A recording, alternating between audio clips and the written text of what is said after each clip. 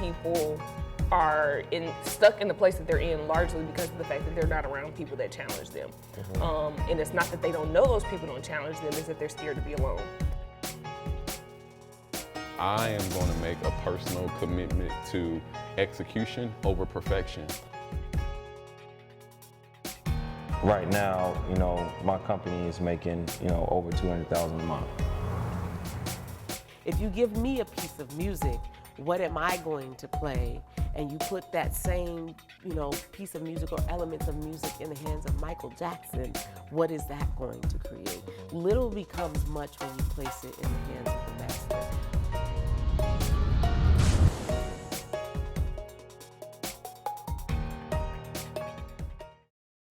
Cool.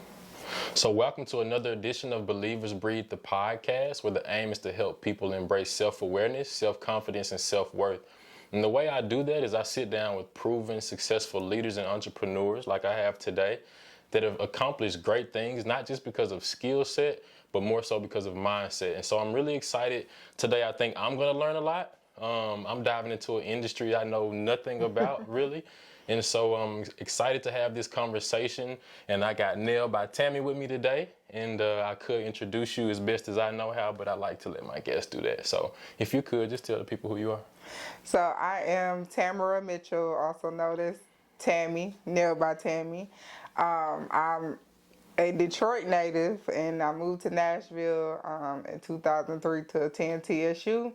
I graduated from there, got my degree in essentially IT, worked in corporate America until 2015, got laid off, but I had already gone to school and got my nail license while I was working in corporate America. So as soon as they laid me off, I just dived full time into doing nails. And it worked out. 6 years later, here we are. That's interesting. So you went to school for IT and actually did IT. Yes. So like when I see entrepreneurs, I'm always interested in like how that started, how that journey started. And to know that you actually went to school for IT and you worked in it, that's like what most of our parents and teachers tell us, like that's the dream, that's the American dream.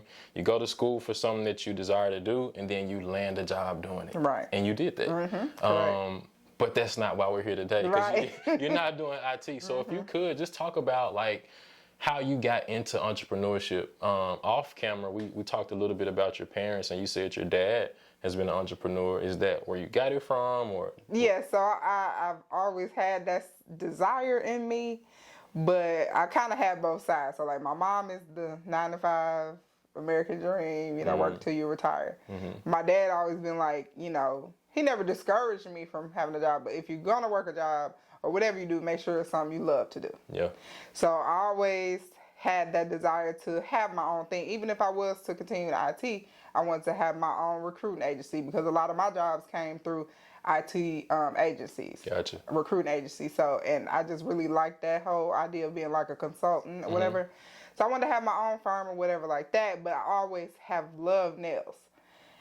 In Detroit, that's a big thing. Okay. We're known as hair capital of the world, but also any beauty in general is big up there. And so I've always been into nails since I was, I think I started getting my nails done when I was like 12.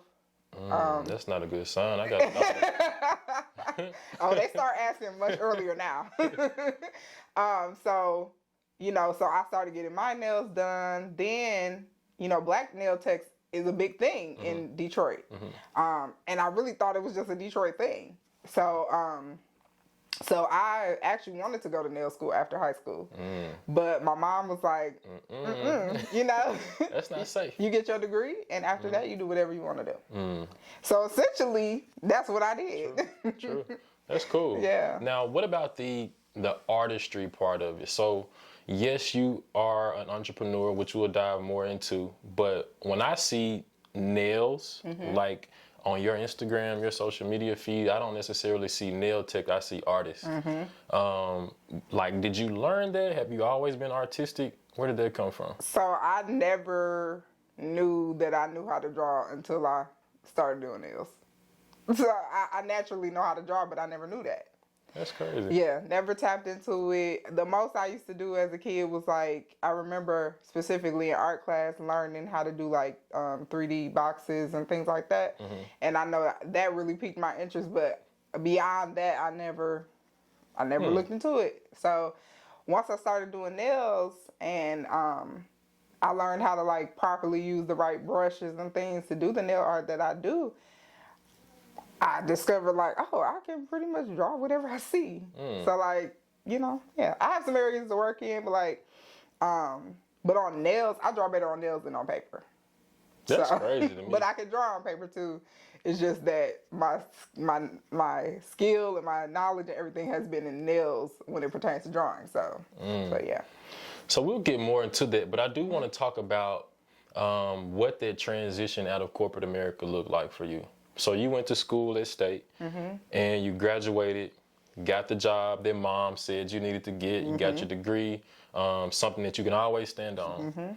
But you had that itch to go back to those Detroit roots and do nails. And I know a lot of people are in that space to where they have that stable job, but their mind, their heart wants to be somewhere else. So can you talk us through like, at what point in corporate were you upset? Were you not being paid the way you wanted to be paid? Like what pushed you out of the door? And then like what in your mind, what process went into making that transition? So I had actually moved away in 2010. Okay. I was kind of getting tired of being like a contractor. I wanted to be a FTE, a full-time employee. So I ended up getting a job. Honest to God, I literally don't even remember how I applied for this job. They just came out of nowhere. So this job paid for me to move to Michigan. And I was 2 hours away from Detroit. Okay. And I took the job. They paid for everything, paid for relocation, everything.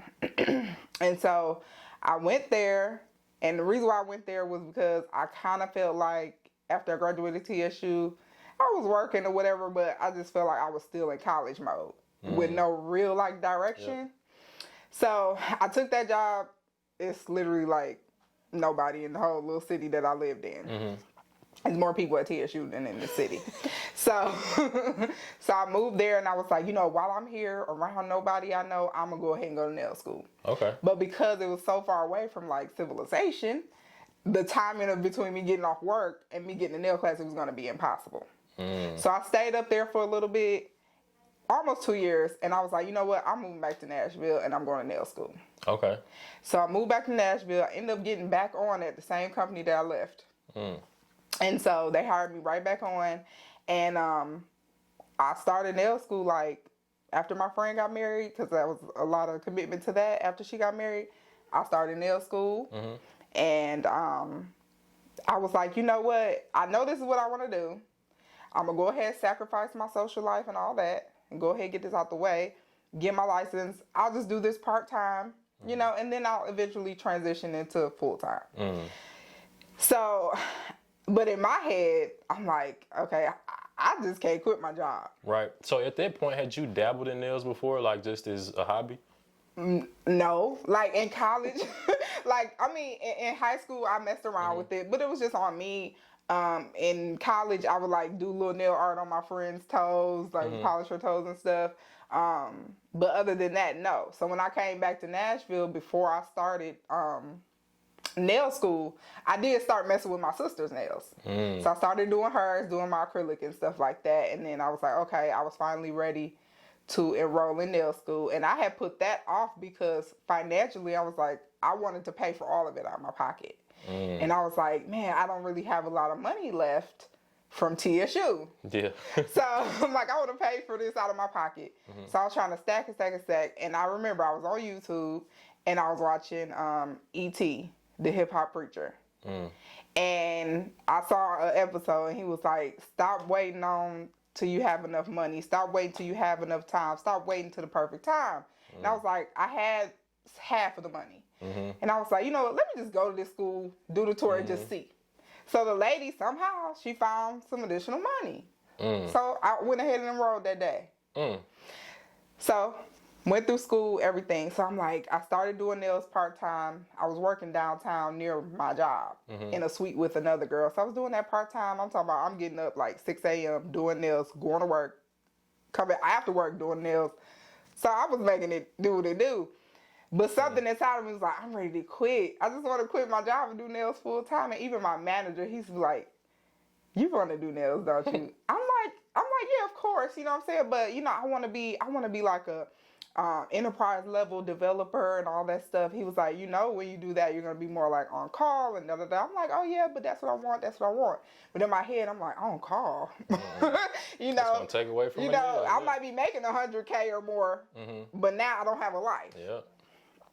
So I was listening to, I just have all these little things that are like pivotal into how this even happened. So one day I was driving to work, and Steve Harvey was on.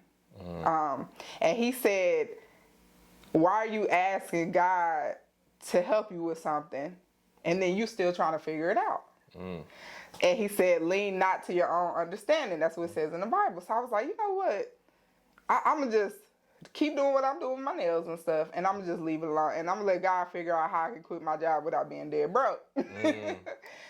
Literally a week later, that was like the first week of December, that next week, they told us we having this random meeting out of nowhere at work. Walked us into a room. I saw a table full of envelopes on the back of the room. I'm getting chills right now just talking about it. And I was like, this the day. Because they were making so many changes. I knew that it was coming. I didn't know it was going to be so widespread. I thought it was literally just going to be my team. That is crazy. So, that day they told us, yeah, y'all will be, your last day will be February 6th. So I was like, everybody in the room crying, and then I'm like, yes, thank God. And we get severance. Look at God. So that severance was like 4 months worth of pay. I'm like, this is my opportunity. I called my dad. Oh, then that weekend, I found a suite out here. And I called my dad and I was like, Dad, I found a salon suite. I got this much money. I got 4 months. I'm about to do it. He was like, you kind of would be a fool not to try it. And it's from there, I got the suite. I turned in my paper and my laptop and all that stuff on the 6th, and I was full time that next day. That's crazy. So what was that feeling like when you got the keys to that suite and you walked in? It was amazing. Like, it was dope. It was like, wow, like, this worked out better than I could ever even think of it. Because really my plan was to, I knew I was up for a promotion. So I'm like, okay, I get this promotion. Boom. I'm going to leave this company because now I can go to another company and probably get about 10, 20,000 more. Then I'm going to take that money and fund, and then just quit and fund my dream. Which I was already doing that, but I would have been making more money. So I'm like, okay, once I do that, I'll be making, way more money. Boom, then I could just quit. But I didn't have to do that. I got a mentor that says God is always doing more than we know. So it's really interesting to hear how that happened. Yes. That's cool. Yeah. That's I couldn't have planned that, So like once you dived in, you got the suite, you were out of corporate America. Like how did you take Nailed by Tammy to the next level? Were you already in your head like Nailed by Tammy is gonna be the name, or were you just Tammy? Actually, I was just Tammy, and then I can't remember if it was before. It was before. While I was still in school and doing nails at home and all that, I had asked my sister, hey, I was calling it Nailed, right? Just the regular way you spell nailed. And I was like, Nailed by Tammy. But I just kind of wanted to do something different to it. I didn't know what. And so I texted her one day like, what can I do with nailed to make it look a little different? She was like, well, just take out the E and put the apostrophe. I was like, there we go, boom. That's cool. And that's how it happened. So from there, I was just like, okay, I got my name. That's what I'm going with. And boom. I mean, that's really it. And now Nailed by Tammy, to me, like, I define it differently now. It's not nailed by Tammy like, oh, you just come get your nails done. People know me for being a perfectionist, which has its drawbacks. But, you know, nailed for me means like I try to nail everything I do. You know, close to perfection as possible. So that's what nailed means to me now as I've grown in my career. So I will say, kind of piggybacking off of that, like when I went to your website, it was like, man, she is on top of it. Thank you. It was like no nonsense. Everything was laid out so clearly. The services that you offer, the policies that you have in terms of deposit, letting you know when you ain't getting your money back, like who you're accepting, who you're not accepting. And like in the industry that you're in, I think that's really important, and I think it can take you above and beyond like what the other peers are doing, because I hear so many horror stories about hair and nails and makeup, and like to have that level of professionalism, you're nailing it, you know, like your business says. And so I think not only can somebody like myself appreciate that level of attention to detail, but I'm sure the clients that you have enjoy that too. Yes. Like, why do you want to go above and beyond? Like, have you had bad experiences? Have you seen people do it wrong? Has your dad always been like, you know, not cutting corners? Yeah. Just I've always been somewhat like particular. Some people say picky. I say particular. But yeah, my father and my mother, I mean, both of them have always been like, you know, nip stuff in the bud. My mom always said that, nip it in the bud. My dad always, if you get on top of stuff from the beginning, then you won't have so many issues in the end. Okay? He said how you start out is how you will fare. So how you start something, that's how it's going to be. So when I teach my nail classes, my one-on-one classes, like if you start out a certain way, that's going to shape a lot of things it's going to shape your brand, your clientele, all that stuff. So I've always been all about customer service, number one. And I think a lot of my attention to detail was shaped also from IT. Presentation, functionality, usability, those are all the things that I learned in IT. So like when I'm putting together, now I'm not a graphic designer, right? But both of my websites as of now, I put together because I know how like people want to interact with things.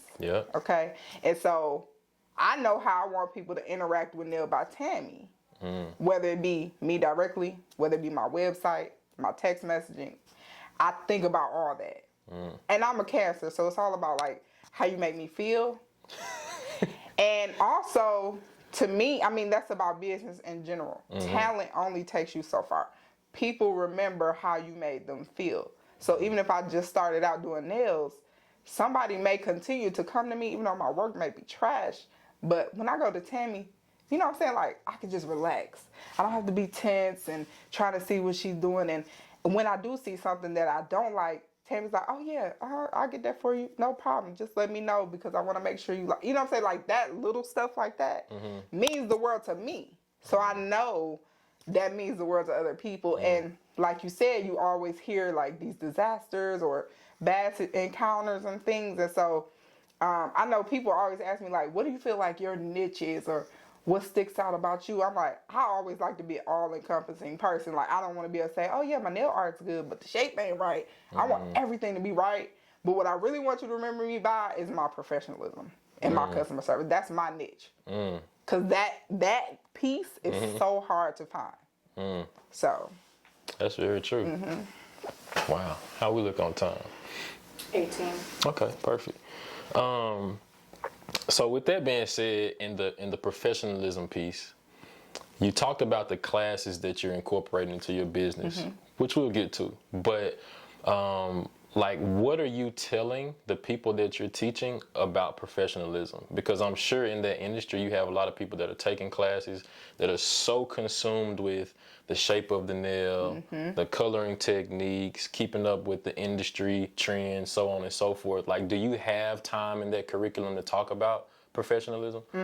Yes, especially like my beginner nail techs, social media. You know, you may have 100,000 followers, okay? But if I'm considering coming to sit in your chair, I'll watch how you interact on your social media. So if I have you come and get a manicure and maybe you were late. Maybe you didn't have all your money. Maybe something happened. I'm not gonna get on social media and say, I'm tired of y'all coming without money and without this and without that. That's not what I'm going to do. This is how I nip things in the bud. I create policies. So instead of me sounding off on the internet, I'm going to make a post effective immediately. You must come with, you must pay a deposit, or you must come with this. Something to stop that from happening, period. So now when you get on social media, you're not thinking like, oh, is she talking about me? Yeah. You know? Yeah. So I like to stop things with policies, and so I watch, and I'm not perfect. You know, I have my times where because I want to, you know, get back, take jabs and stuff, because people do it, not often, but you just have to sit back and think like, okay, if I'm a customer looking at this page, and I'm always seeing her talking crazy or, you know, whatever. Every time I leave her, she posting something. Right, she posting something crazy. Or she always cussing somebody out or whatever. So I always tell people, like I was just saying, like how you start out is how it's going to be. Because you think about it, if I'm on social media always going off on people, you're going to attract a certain type of clientele. Now, if that's what you want, that's fine. Think about what you want to attract to sit in your chair. So 9 times out of 10, now when you're starting off, it may take a little time to weed out some people or whatever like that. But as you grow and you put policies in place, that stops a lot of things, a lot of people, a lot of everything. So you'll slowly start to see the people who don't come on time, the people who never had their money or always have some type of issue, they slowly start fizzling out. And now you've shaped your clientele because of how you conducted your business from day one. So let's reverse engineer from where you are now. Right now you have policy in place. I'm sure you're in a nice groove, but going back to you sticking the key into the door of that suite, you probably didn't have all that. I mean, a lot of people starting off with business, they're just trying to figure it out. So when you first started, how many clients are we talking?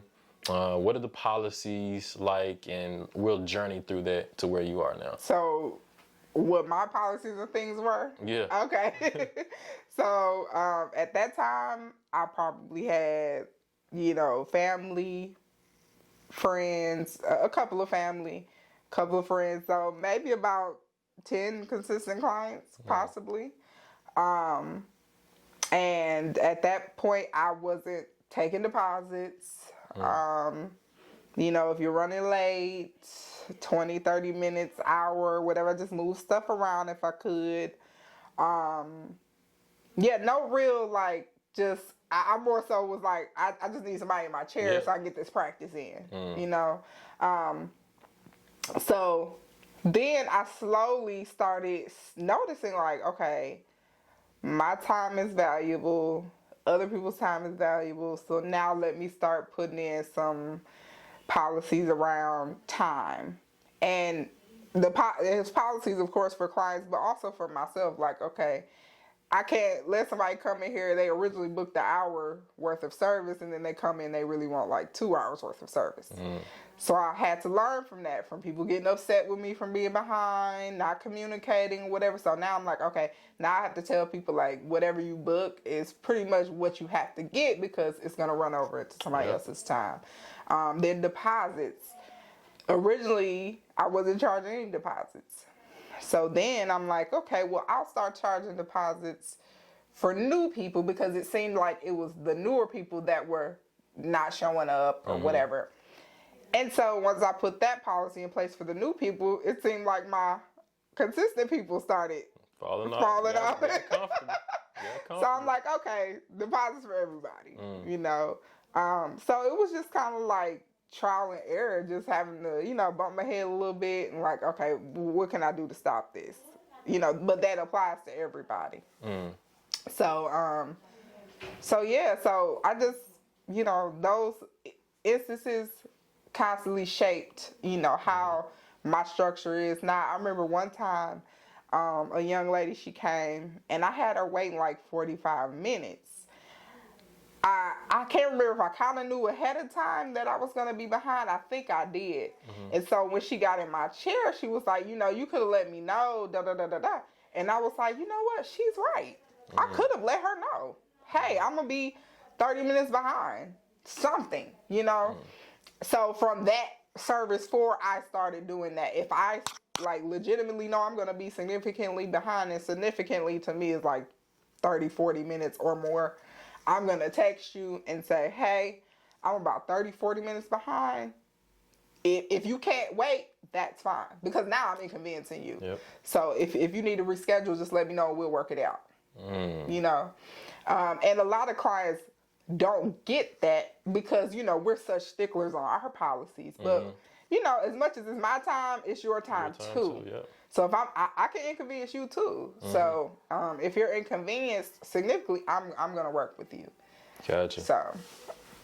So I think that's important for you to take that information and understand, like, yes, I have this policy in place for my clients, but also taking on that accountability and responsibility for yourself, because in that instance, you could have said, you know, whatever. You could have kind of made that a back and forth, but instead you used it as a learning experience, which I think is important for a lot of entrepreneurs.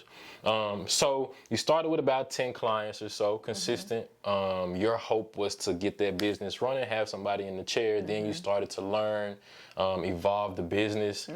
Let's talk a little bit about where you are now. So as I looked on the website, and this may be different now, but it was like, I'm not really taking any new clients. Yeah. And so, like, to think about somebody that says, I just need to get my 10, my faithful 10, to now having to turn people away because you're so busy, you must be in a good space. Let's talk about that good space. So I want to take everybody, but I'm only one person, and nails is a bit different than hair. So when I say I'm not taking new clients, some people can't grasp why I wouldn't want more clients. But the way that I work and the way that nails works, you know, I can't put some nails on you or one step in the process and then get somebody else in my chair, put something on them, and then it doesn't work like that. With hair, I can wash you. Have you have somebody else or whatever, have you under the dryer. I could be putting in a sew-in on one girl. I could have another girl with her wrap sitting under another, you know? So I can always take clients. It doesn't work like that with nails. So I got to that point eventually where I felt like I can't fit everybody in, and my people that have been with me, I want the bulk of them to be able to get an appointment. So yeah, I think I started doing that in like May 2018.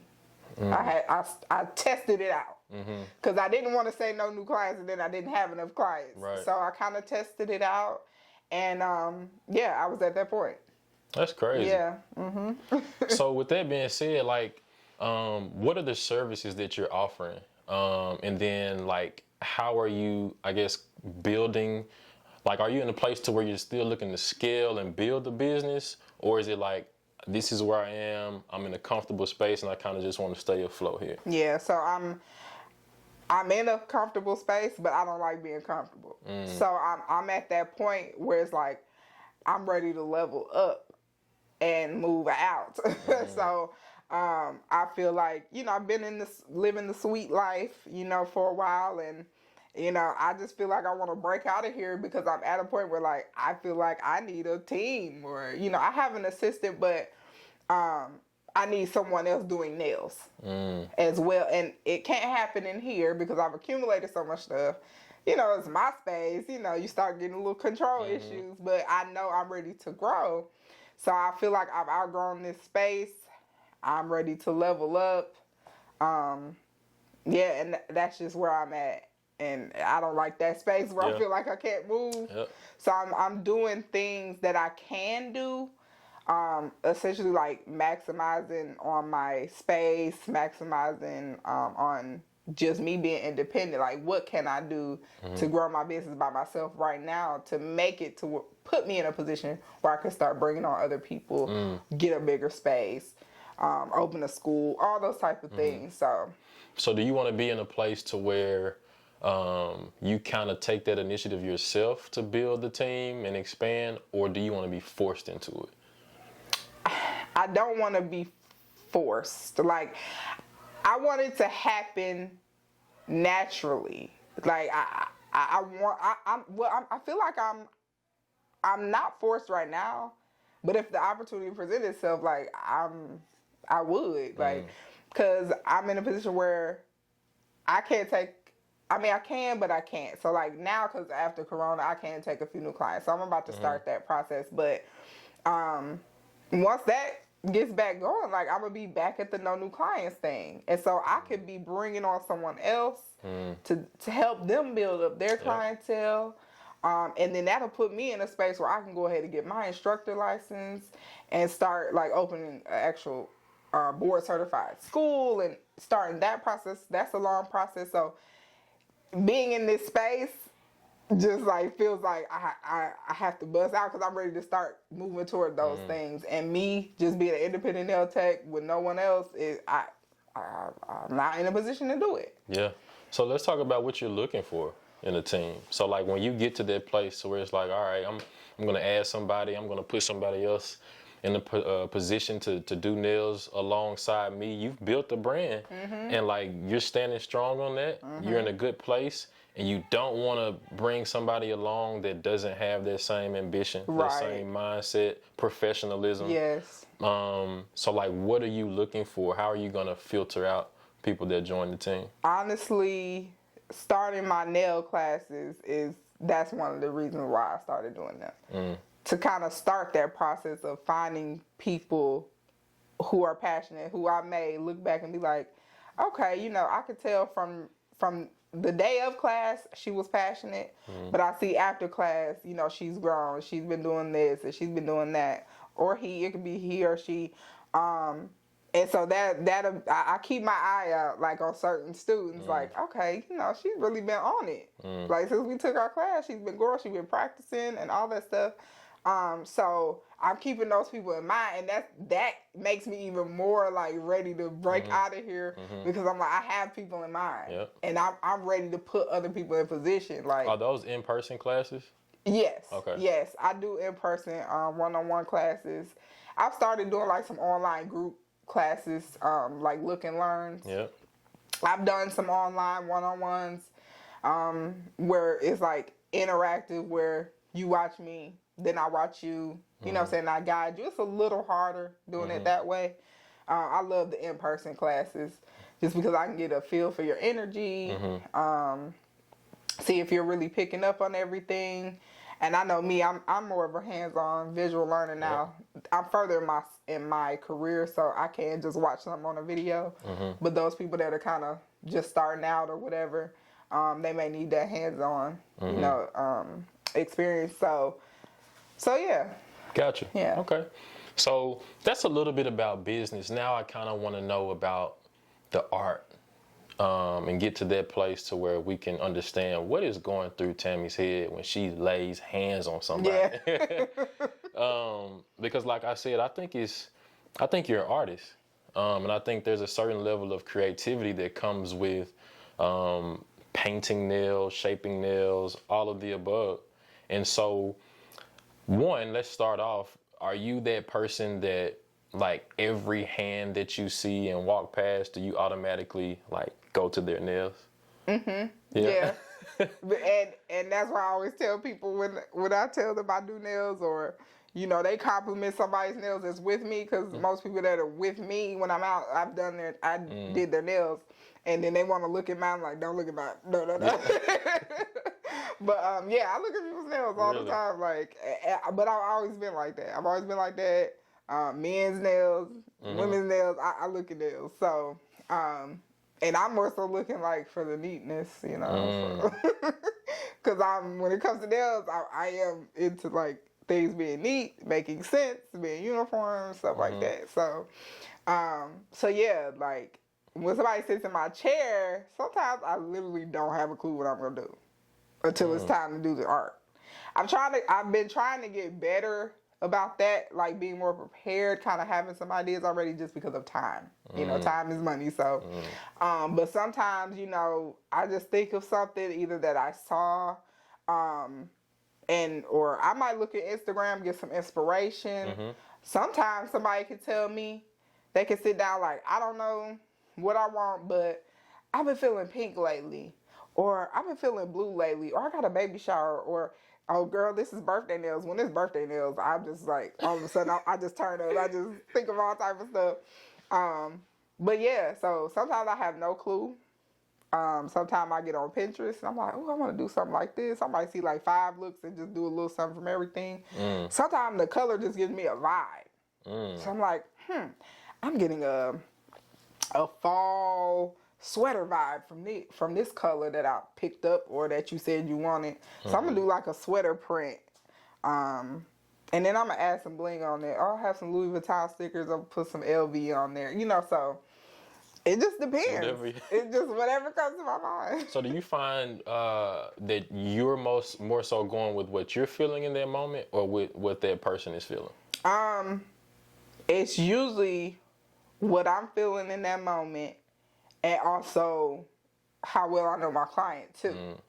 Because I may be like want to do something crazy, but I know my client is more like clean, classy, you know. But I can tell you a lot of my clients, they started out getting something very basic when they started with me, and I've just taken them way outside their box. So I'm like, you know, let me just add a couple little stones. Okay, Tammy, okay. And then next thing you know, they're getting a full bling nail, you know. So I know how to kind of like just gently push people, not too far out their comfort zone, but just enough to give them a taste of, you know, what they could really be getting. Yeah. And a lot of people, they eventually start diving into that, you know, so. What about, so when somebody comes to you, do you often have to fix nails that somebody else did and they don't like them, so they ask you to? So that's another thing I learned in my process of growing through doing nails. So I did, of course, in the beginning, I worked over other people's work. So if you needed a fill-in and you went somewhere and got it done, you come to me, I'll fill them in, no problem. But quality is not important to everyone else like it is to me. So some places, quality is not the thing, it's quantity. We want you, as many people in and out. So the quality of those nails that you brought to me may not be all that. So then I go put my good stuff on, my quality stuff on top. Tammy did this. Right. My quality stuff on top. And then let's say you have some type of issue. The issue probably really wasn't from me. So now that's linking back to Nail by Tammy, and Nail by Tammy doesn't have do things. It doesn't buy low quality products. I never really thought about that. So now my policy is I don't work over other people's work. So they got to have a blank canvas. A blank canvas, or if you're coming to get a fill in, it's my work. Yes. That's interesting. What about, do you ever have someone that's dissatisfied with what you've done, or you won't let it get that far? Like if you do a nail and they say, I ain't really feeling that, do you just start over, or do you say, well, I ain't really got time? Like, yeah. Most people are happy. But I've always made it clear to my clients, like, if you don't like something, like, let me know. Because, period, like, what people say about your business, that's going to resonate, especially negative things. That's going to resonate more with people than positive things. So if you hated your nails when you left here, you didn't tell me, but then you go on Yelp, Instagram, Google, Do and all not that. go to Don't Tammy. go to Nail by Tammy. Like, you could have told me because I would have fixed it. So I always encourage people, like, let me know what's wrong because I want to fix it, especially if it like makes sense, you know. So yeah, if someone's dissatisfied, you know, they usually let me know, and I'm like, you know, okay, yeah, no problem. Like, come back in, whatever. I have had some instances where people let me do all this art and they didn't like it. So I did charge them extra for me to take the stuff off and redo it. But that's only happened like once or twice. But yeah, like, let me know if you're dissatisfied, because I want you to leave here and be happy. I want you to tell people, like, yeah, she did something I didn't like, but, you know, I let her know and she fixed it. Boom. It wasn't no back and forth, no, oh, well, this, no attitude, you know. That's what I want people to say. Right. So from the time that you started in nails, I'm sure that you've seen changes and like what the trends are, what people are getting. Like, how do you keep up with it and practice on? Do you practice on yourself or other people? Like, how does that work? So I practiced, I would say this, in the beginning, I practice on myself a lot, practice on my friends or my clients. I may say, hey, I learned something new, like, can I try this out on you or whatever? And, you know, Instagram, YouTube, social media is the way to keep up on stuff, you know, to keep up with the trends. And then, you know, whatever's going on, you know, I've caught on more to that in recent years. Like, so if somebody's doing, like, one time, 2 Chainz, his Pretty Girls Love Trap Music, that came out. I did a set of nails themed with that, you know, so like kind of being on top of stuff, and he actually reposted them on his page. Really? Yeah. So that was like, you gotta be on top of stuff. So I try to be like that. So yeah, you just gotta be on top of stuff, be in tune with what's hot right now. Like right now, I see Von Dutch is like trying to come back. So like, I would love to do some Von Dutch nails, like, you know, so just stuff like that. Just staying on top of everything. So what about the shape? Like, what shape is in now? Like, I'm pretty sure you probably don't do a bunch of like natural nails where people aren't putting anything on. Yeah, I don't. Is like the stiletto thing a big deal now? Stiletto's big deal, but coffin shape is like the one. That's the thing. Yeah, that's the one that most people love. Coffin. Yeah, I know. Sounds a little morbid, but that's like the most popular. And then stiletto. Yeah, so that's coffin is like the thing most people get. I have a few stiletto clients, but most people are getting coffin. And as far as care of the actual, is it finger or cuticle? Yeah, Do you do that as well? Yes. So I don't do manicures anymore, like where you soak your nails and all that. But I do care for the cuticle area, because, you know, I want it to look neat. It has a certain aesthetic when it's clean versus when I've just pushed it back instead of actually clipping or nipping the cuticles and removing the dead cuticle, you know. So It just seems so hard to do in a tiny space. yeah, it seems that way. It's difficult, you know. I mean, it takes time to learn. Everything is detail. A lot of detail. Like, sometimes when I'm doing some nail art, like, I have to readjust my eyes. Like, I'm going cross-eyed. So, you know, but I have a lot of patience. A lot of patience, and it's my passion. So, when you're passionate about something, like, I just had a class before you guys came, and that person, she's passionate about it. You know, so she took her time. She had patience. She wants to learn. She wants to hone her skills and become better. So when you have that passion and then you have that patience, You're on your way. You're on your way. What about feet? You do feet? I just started back doing feet. I absolutely love doing feet, but I had stopped doing it because one, I mean, the higher demand is for acrylic.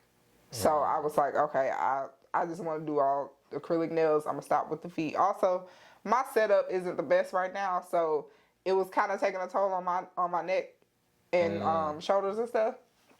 But I was like, you know what? People been begging me to do their feet.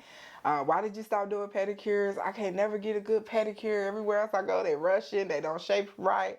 They just swipe the thing across the bottom of my feet. They don't really remove any dead skin. You know, they do this, they do that. Now, you know, the fear is more people now are into the health of their nails. So now people fear that the tools may not be clean.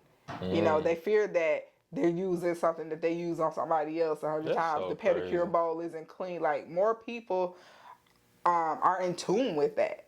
So, and I'm one of those people, like, I keep myself clean. I make sure that, you know, everything is sanitized. But also on top of the cleanliness, I want the quality of your pedicure to be good. So, and I'm like, people need that. And I love doing feet, you know, so I was like, I started back doing pedicures, but I only do them on Saturdays. Gotcha. Just to reduce the toll on my neck and shoulders and stuff until I can get a better setup. Gotcha. And then I guess lastly, take us through the life cycle of one of your clients. Okay. So somebody comes in, they get their nails done on Friday, right? They're about to get ready for the weekend. You do your thing, you go crazy, you feel inspired, she feels good, or he feels good, they go out, have a good time. Like, when do they need to come see you again? How long does that last?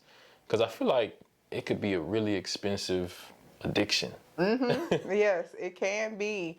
So that's another thing why you focus on quality. So, like, my client, a bulk of my clients, they can go up to 6-7 weeks Really? before they come back. Most people, you're gonna hear, like, after a week my nail is lifting, or after a week something's cracked, or after 2 weeks, you know, I'm ready to take the whole set off and go back. So yeah, you may have paid $40-$50 for that set, but look at your back 2 weeks later. So now you spent $100 when you could have came and spent $100 with me, and that set would have lasted you possibly anywhere between 4 to 6 weeks. So most of my clients are every 4 weeks, once a month, or 3 weeks. Gotcha. Some people come every 3 weeks and they don't technically need to from a quality standpoint, but that's just the standard That's they them. set for themselves, you know? Some people like to come every 2 weeks. The 2 week thing is a little harder just because of how booked I am. So most people end up falling in that 3 to 4 week Gotcha. return. Yeah. So at that 4 week point, she needs to wipe her nails clean and then come back and see you to get... Well, no. So when she comes to me, I remove everything off of it. Because she's your client. Yeah. So I'm removing everything off of there, and so any gel polish, nail art, whatever, I file all that off, pick it off, whatever, and then I just fill in that space, you know, the new growth, and I fill that in with more acrylic, and then we give her a whole nother look. Or she may just want to fill in the top coat and keep it plain that day. That's such an interesting word. Such an interesting word. Welcome. So my daughter is about to turn 2 next week, or this week. Okay. And so... You worried already? Yes. Yes, I am. So one thing that I like to do, I'm going to give you this marker. Okay.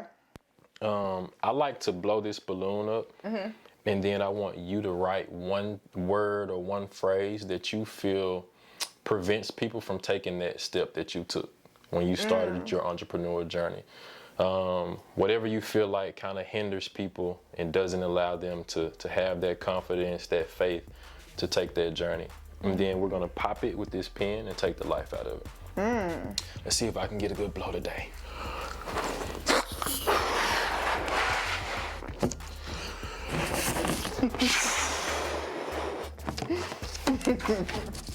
Last couple times I was struggling. Got it down pat now. Yeah. There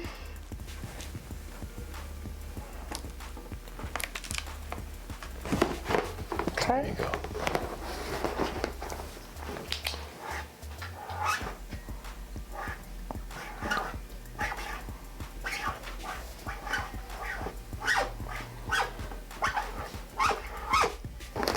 That's good. Perfection is the word that was read. Can you talk us through it? Yeah, so that's always one of my problems, is trying to wait till everything is perfect before you start something. It's a lot of things that you may see from my business or on my page or whatever, products, the website, anything. I probably already had it like already done, ready to hit go. But I'm trying to get some little aspect perfect, or I'm trying to feel a certain way before I do it, or and I'm just I told myself 2020 I'm not waiting. I'm just gonna go ahead and do it. Of course, it still has to meet a certain level before I present it to the world, but wait until it's perfect, at Bentley level. Like I have to get there. So just stop waiting till the perfect time, the perfect look, the perfect this, the perfect that. My first photo shoot, this is, I've told people this, but I've never had a photo shoot because I'm trying to wait until I lose weight. Like, I can't wait on that, Yeah. So, and nothing's ever going to be perfect. So I just finally said, this is my year to stop waiting for perfection. And go get it. Yeah. Perfectly imperfect. Thank So you for that. I tell my students, like, post your work, post it while it's not perfect. Yeah. Yeah. And we can watch that journey and watch you improve. Exactly. All right, we're gonna take the life out of that. Yes. So tell people where they can find you. If you get to the point to where you take new clients again, Yeah. how can they get booked and all that good stuff? Okay. So my website is nailbytammy.com. You can see my work and stuff on Instagram at nailbytammy, but if you want to be notified on when I'll be taking new clients, you want to go to nailbytammy.com and join my mailing list. And I'll actually be sending out an email tomorrow, so Cool. people will be And is ready to book. that nailed without an E? Yes, it's nailed without an E. So NAILD by Tammy, TAMMY. Cool. This was fun. I feel like I learned a lot. Awesome. Thank Good. you. I appreciate it. I love teaching. Yeah. All right.